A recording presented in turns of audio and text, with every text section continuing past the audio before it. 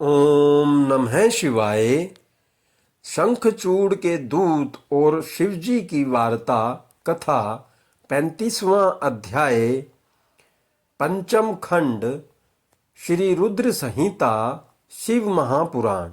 सनत कुमार जी बोले, हे व्यास जी, जब इस प्रकार देवताओं की सेना लेकर भगवान शिव और राक्षसों की सेना के साथ असुरराज शंखचूड़ अपने अपने निवासों को छोड़कर युद्ध करने के लिए यात्रा करते करते रास्ते में रुक गए और दोनों सेनाएं कुछ ही दूर पर रुकी हुई थी, तब दैत्यराज शंखचूड़ ने अपने एक दूत को संदेश देकर भगवान शिव के पास भेजा।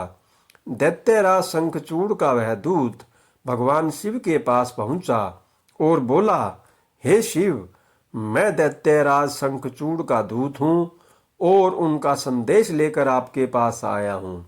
मेरे स्वामी ने कहलवाया है कि वे यहाँ आ गए हैं, अब आपकी क्या इच्छा है। तब दैत्यराज के उस दूत से शिवजी बोले, दूत, तुम जाकर अपने स्वामी शंखचूड़ से कहो कि देवताओं के साथ शत्रुता छोड़कर उनसे मित्रता कर लो, उनका हड़पा हुआ राज्य उन्हें वापस कर दो और तुम सुखपूर्वक अपने राज्य पर शासन करो।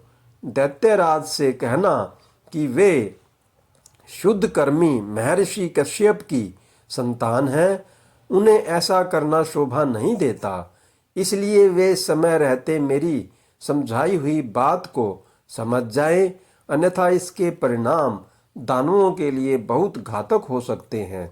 भगवान शिव के इस प्रकार के वचन सुनकर वह दूत पुनः बोला, हे देवादिदेव, हालांकि आपकी बातों में कुछ सच्चाई है, परंतु क्या हमेशा हर बात में असुर ही गलत होते हैं?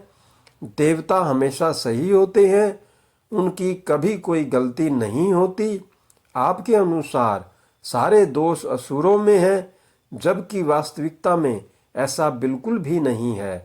दोष केवल असुरों में ही नहीं, देवताओं में भी है।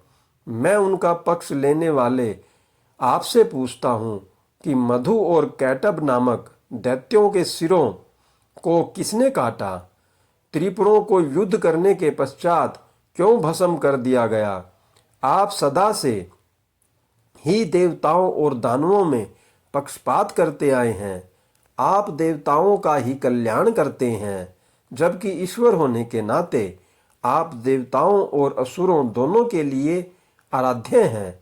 इसलिए आपको किसी एक के संबंध में नहीं, बल्कि दोनों के हितों को ध्यान में रखना चाहिए।